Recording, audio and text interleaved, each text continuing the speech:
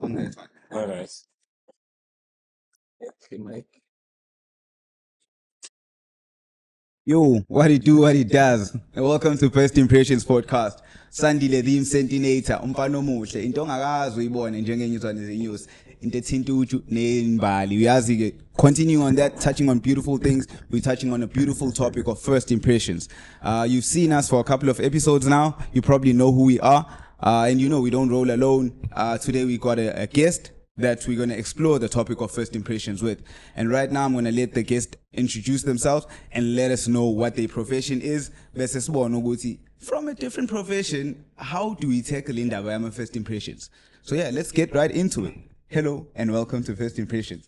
Hi, Sandile. How are you? I'm good, thank you. I am fine, thanks. Yeah, like I said, Nango Sandile, and I was taught that the first thing you do when you see someone is tell them who you are, introduce yourself. So would you please kindly introduce yourself to our guests, to our viewers? Okay, so my name is Anna. I'm Anna Dingani. I'm an industrial psychologist by profession.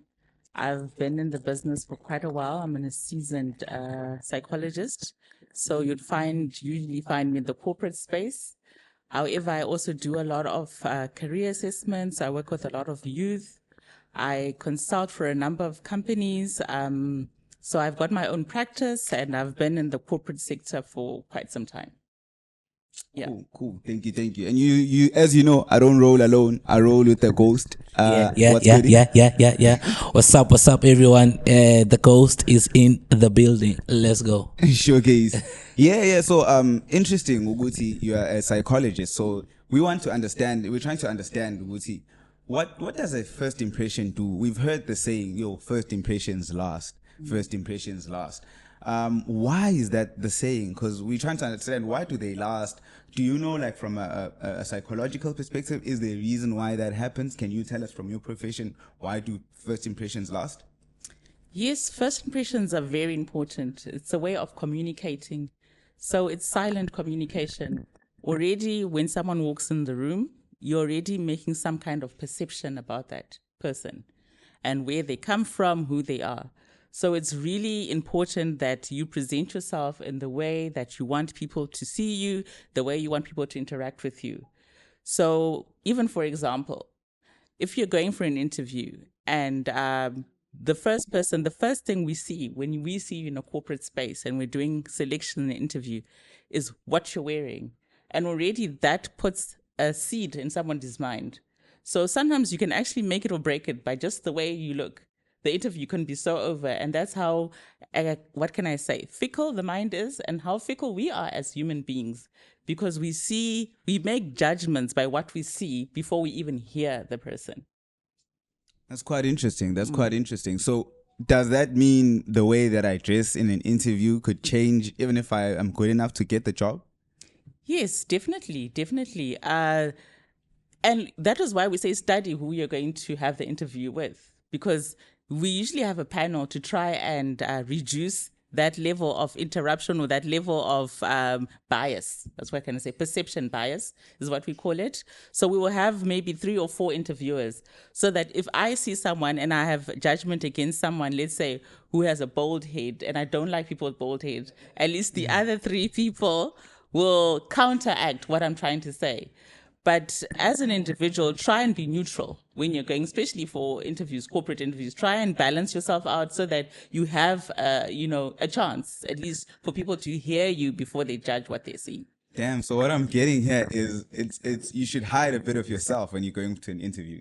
Is that good? Is that a good thing? Because I assume that when you're going to an interview, you're trying to show these people, this is the type of person I am, this is the type of person they need to work with. But if I then mask that with the way I dress, I'll make an example with the type of people I work with. I work in an IT type environment. I believe when like developers go for interviews, they dress formally, probably, you know what I mean? They probably misrepresent themselves. Yeah. On a daily basis, they're just wearing t-shirts and shorts. You just wanna get the job, bro. You just wanna get the job. So it's quite interesting. Yeah, you got a question? No. I think for me it's just a matter of you always going to try to get the job, yabona. And unfortunately, as you're saying, you are going to have to hide a side of you that maybe is too raw for the position that you're gunning for. So sometimes you are just going to need to be laid back a bit to try and impress, to make that good impression. Yeah. Totally. Yeah. I think maybe you wanna say something. Yes, I agree with that. I think hiding yourself, yes, it's a bit strong, but I think just temper yourself down, just reduce the volume a bit. Just because I said, as you know, the ghost has said, yes, get a chance to get into the door, and that's what you need. But once you're there, I think you can read the room, as you're saying. Developers, you have your own way of doing things. You have your own way of dressing. Once you're there, then you become comfortable, start expressing yourself. So this I want to go back to the first impressions last. So do they really last then? If I'm just doing that for that time, or will the people respect me because I wore a suit the first day forever? Does it last like that? Not really, because I think the first impression is going to first affect the way I'm relating to you initially. But as we converse, I think we start to get to know the individual behind. So first impressions, they just plant a certain seed, and we look at people through certain windows, whether it's cultural, whether it's gender, whether whatever window we're looking at. Already I'm making a decision about what I think about you. But yes, that will affect me. But usually what we want in society is for people then to find out who is the person behind the clothing. Because it is just that, it's clothing. Yes. That's very true. That's very true. But I also wanna touch on your industry, like your experience with what you do. I think maybe I don't think we gave you that opportunity just to run us down into what exactly are you currently doing, and what's your experience, because I feel like you sound like you know exactly what you're talking about. So let's see where you're getting this information from. Okay, so thank you for that opportunity. I do so many things. I think as industrial organization psychologist, a lot of people don't really know what we do. They think we only deal with, people's minds within an organizational space. So yes, we deal with that, but we do so many other things. Like, we need to see that once you are in the organization, first of all, we are the people who will select you into an organization. So we are the ones who the first impressions count. And then we're going to do assessments on you, psychological assessments, to see what is inside of you. So it's not just what we're looking at. Exactly, not just the first impression. Yeah. We're also going to make sure that you're well balanced, you're in the organization, you're doing the right job for your personality. So that's why I said I started at school level. We usually start at a school level. What subjects have you chosen for yourself? So we are a partner for you from the beginning. When you're at school, we help you choose the subjects that go with you, that go with your ability, that go with your skills. When you're going to university, we also help you choose the degrees that go with your ability, your skills, your personality. In the organization, we help you also get into the organization. Yeah. And if things are not working right in organization, we come up with the strategic objectives of, you're not doing well. This whole organization is not doing well. Especially after COVID, I think we saw a lot of organizations not doing well, not making profits. We were there to then bring up strategies that help your people perform the best so that organizations are flourishing. Yeah. So I can go on and on and on, but I'm just that's the summary for now. Yes. And we also do wellness programs for the people who are not feeling okay, so that we see that you do adjusting. Some people have autism, some people have ADHD, so they can settle down in the organization. No, funny enough, back in my day, so I went to UKZN. So I started off in Pietermaritzburg, and when I joined university, I joined basically by a program called a Science Foundation program. So at that time, it's more or less a bridging course into the mainstream. So I remember, because I didn't know exactly what to do, and you touched on career directions, and I remember they gave me, based on the information, because I feel like sometimes you can also set yourself back based on the responses that you give the psychologist that is before you. Because I remember when she gave me my assessment, she told me that no, the best field for me is to go to BCom. Just so you know, I'm in IT. I have a computer science degree. So it's sometimes, so basically what I'm trying to get to is that sometimes based on your responses, you can honestly get not a bad or wrong feedback, but not so accurate feedback based on yeah. Yeah, maybe just to piggyback on what he's saying, is what if I want to impress so much with how is there a way as a psychologist for you to recognize that this person is just saying some of these things and they're not truthful because you don't want to diagnose them, maybe that's what you're talking about, right? Or maybe be given the incorrect advice based on what you're giving. Is there a way for you to recognize that? Definitely there is. We don't want to just rely on the psychological assessment because that is just a picture. It's just showing me a little bit of who you are.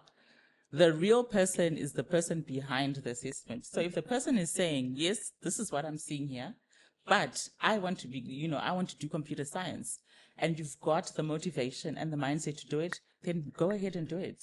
Yeah. Yes. Yeah. So that is the approach we like to do because we feel as psychologists, we are your thinking partner. So you are the master of your destiny. I'm here to partner with you to get you to that destiny.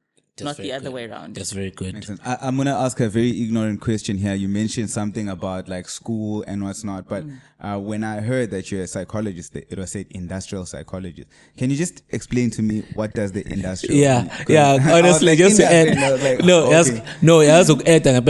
it's because all like once you put like a first name to it, now you're confusing me because psychologist mean I'm like this one deals with the mind, that's it. So what exactly is industrial? What's the industrial part of it? So industrial is saying that so that's why we have industrial or organizational. So we are based within the workspace, within organizations. So that's our work. We that's where you'll find us. That's where we'll do most of our work. Whereas the clinical, you'll find them in a hospital setting or in a surgery and the counseling as well. So they don't come to where we are. So we all have our specific setting where we're supposed to be based. Oh, so it's still psychology, Still but psychology. It's just within a particular space. Yes, workplace psychology. Yes. Makes sense. That makes sense. That makes sense. Just going back to impressions, because you're definitely in a space where I feel like the question that I want to ask you, you'll know very well how to answer.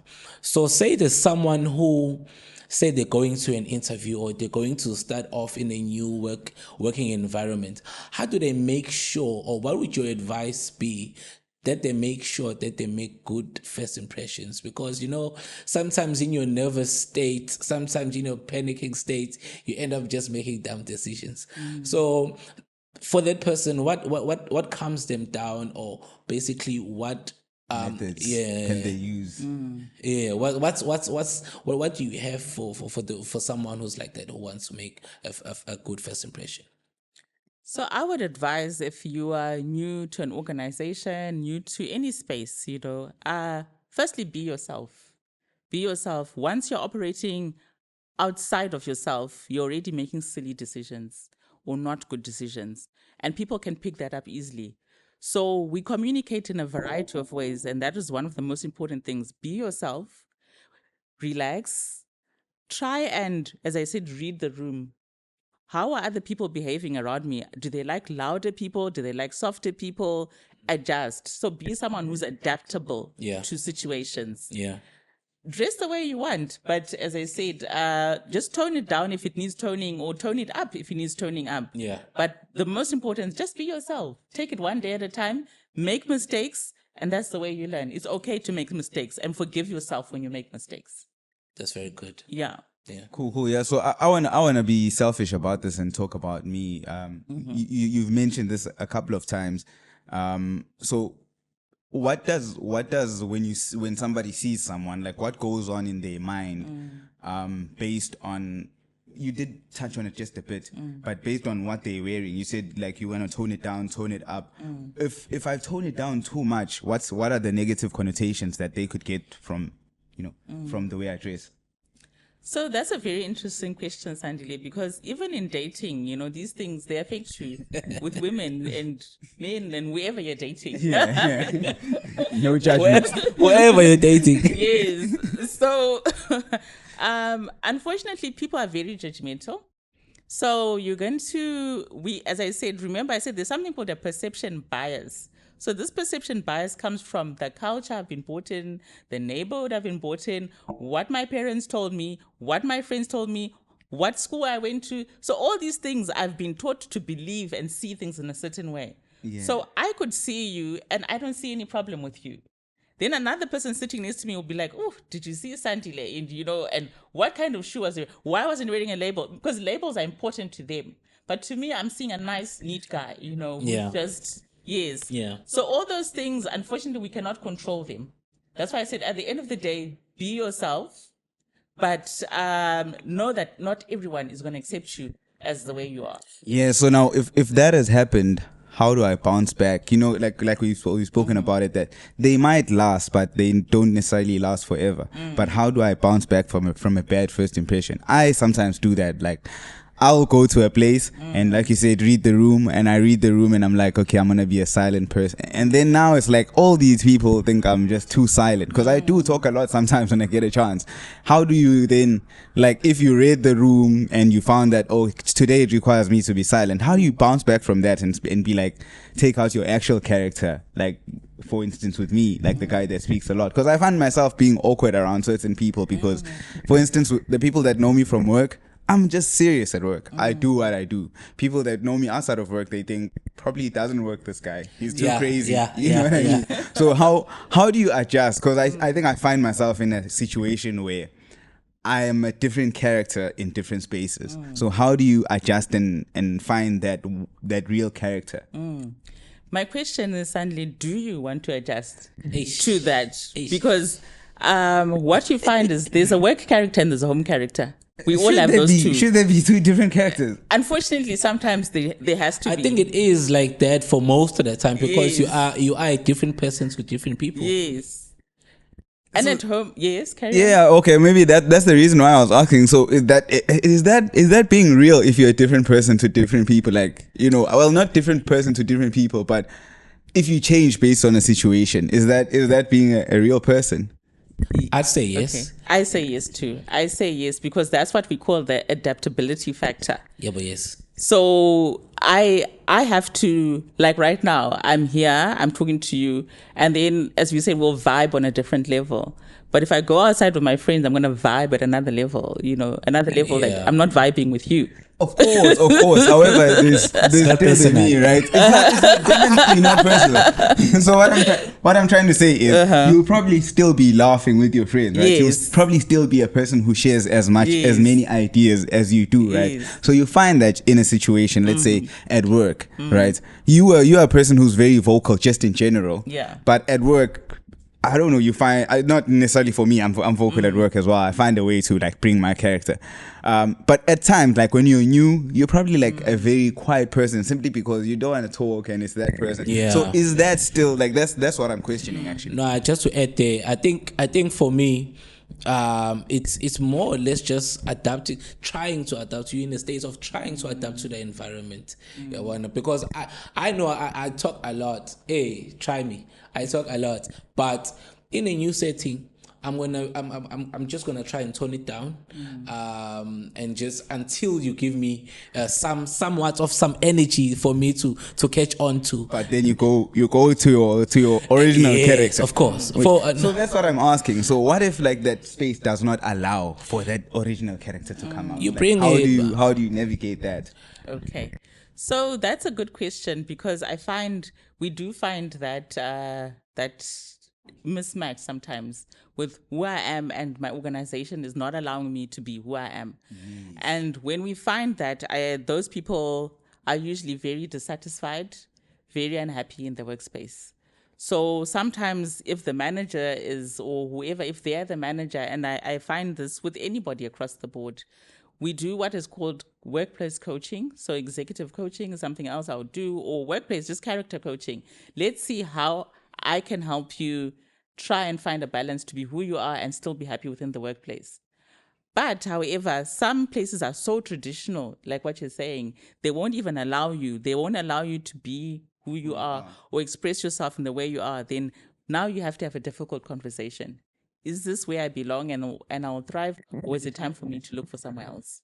I have a question, just more or less around that point. How do you balance in trying to make an impression? How do you balance putting out what you think is expected and yourself? Because sometimes you find yourself doing too much because you're trying to impress, but at the same time, you don't want to leave yourself behind. If you understand what I'm trying to say. So how do you bring in the balance, or how would you advise someone to bring in the balance?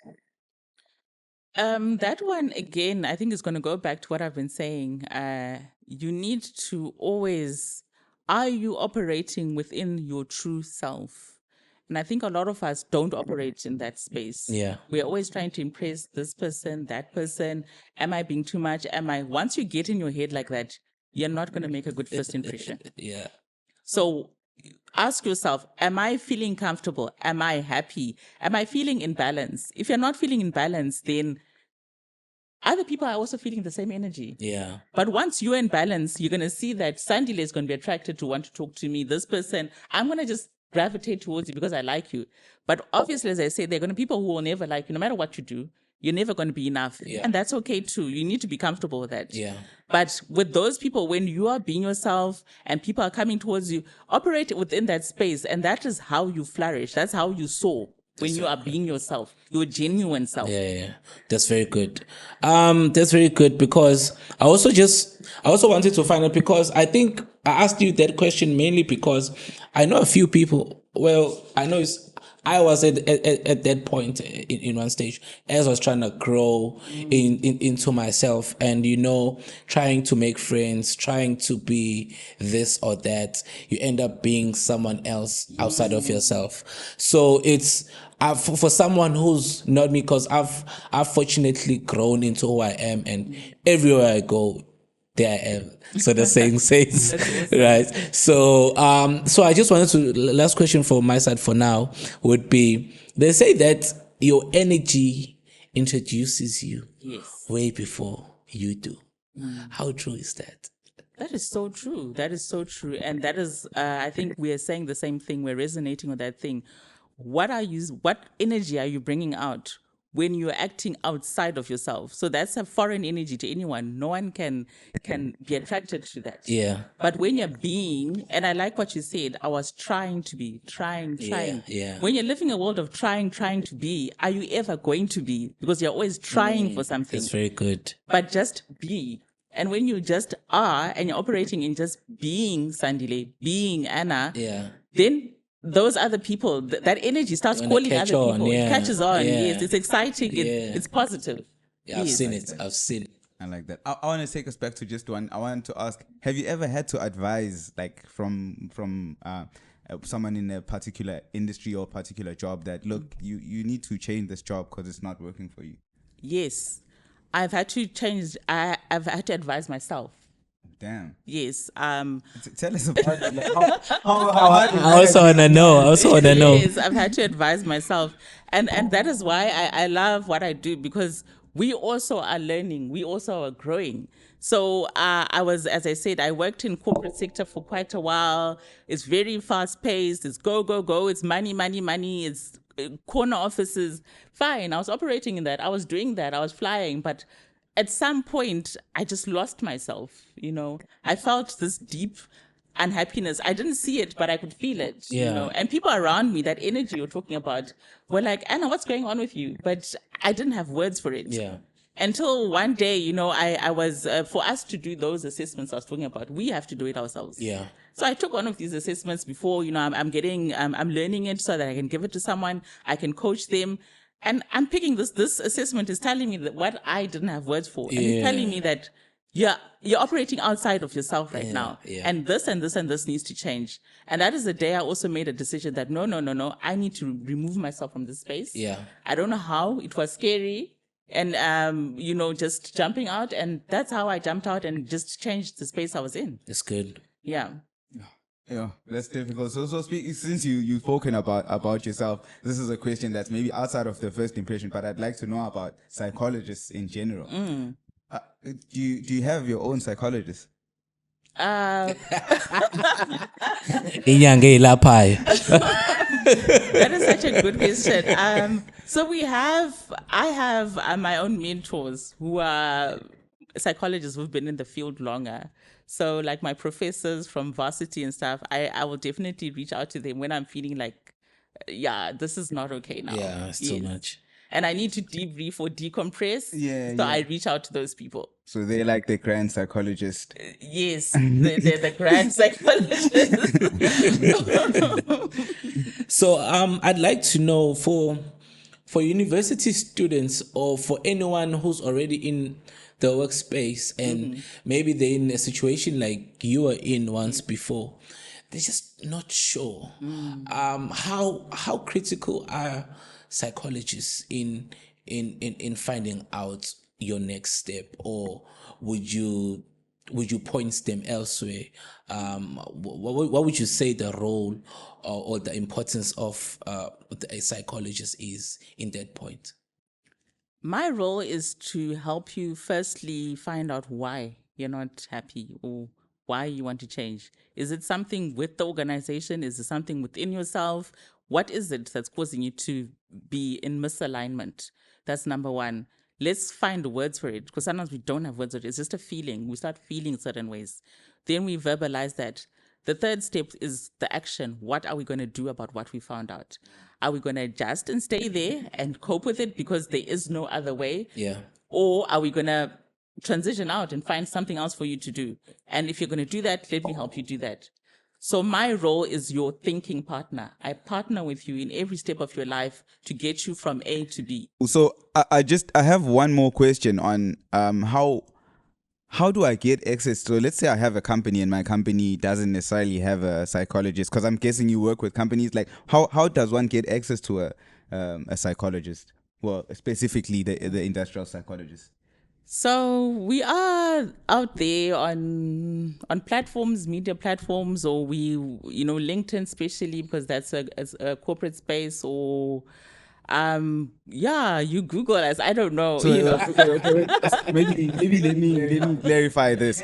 Can I get access to an industrial psychologist outside of my workplace? Is my question. Yes.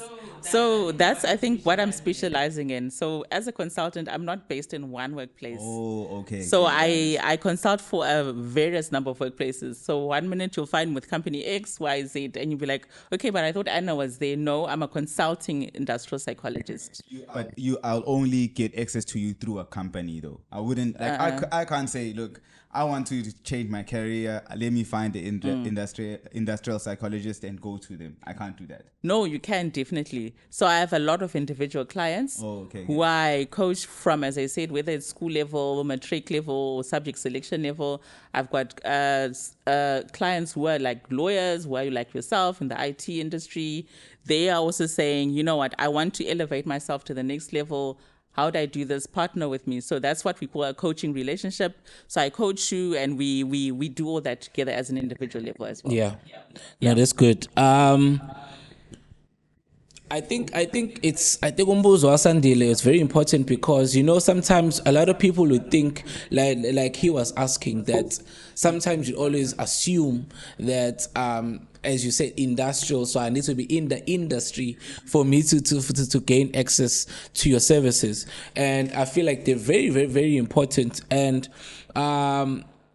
another topic that we actually wanted to bring you on board for was, so here we really focused on first impressions, like across the board. And one thing that is consistent throughout various environments or various industries is fashion sense. How, like, I know you did touch I think it was in the workspace. How is it? Would you say the pressure is the same? Or would you say the technique is the same when it comes to social events? Because honestly, for workplace, you as you're saying, you need to sometimes tone down. Sometimes you need to turn it up a bit. But when it comes to social settings, would you say the same principle applies, or maybe it works differently there? I would say it's the same principle, but remember, I think people are under so much pressure these days. You're being judged so much about how Yeah. you look like, Yeah. what was he or she wearing, Yeah. how, so I think in the social realm, it's much more elevated than the corporate space. Yeah. So the same principle applies. Just learn to dress for the occasion. And I think I always tell my kids this: dress for the occasion. Where are you going? Try and match the energy or the theme of where you're going. Yeah. When you come home, go back into your t-shirt and stuff. But if you're going there, then dress to the nines. Yeah. Yes. I know a friend of mine who likes being the best dressed in the room. I'm Yes. joking. who wants actually to show out. Basically. So it's because I know honestly, but let him speak for himself. That's not true.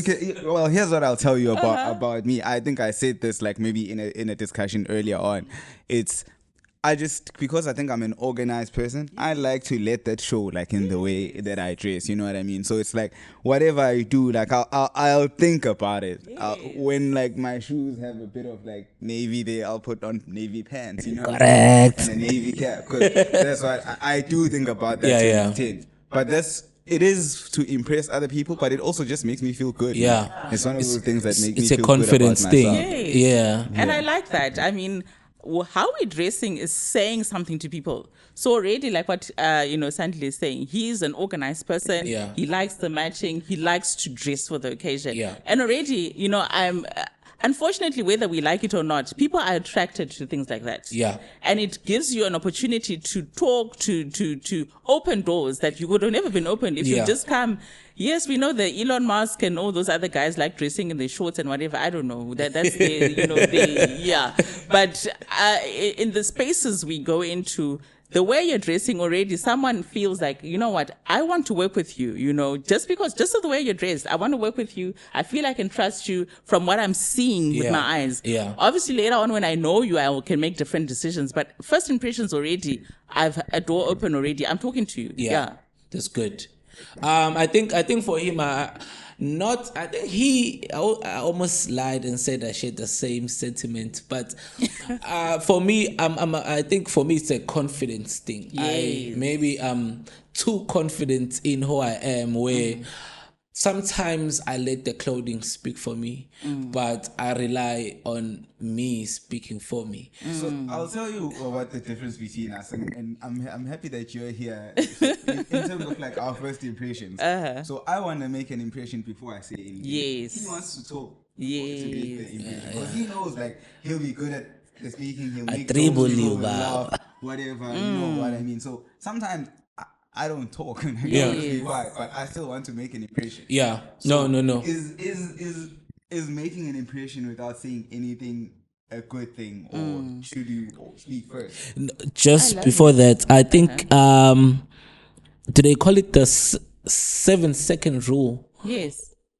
where basically I've made a judgment about Correct. you already. Yeah. Before even please can you go deep into that? I'm so interested in That's the effect I'm talking about. That is perception bias, exactly. So that's a 7-second whatever rule, because you've walked in. I made a decision. Do I want to go further and talk to you? So what both of you have told me already, that my strength is that I'm not a talker. So I need, that's my strength. I love to talk without speaking. Because that goes with his personality. Yeah.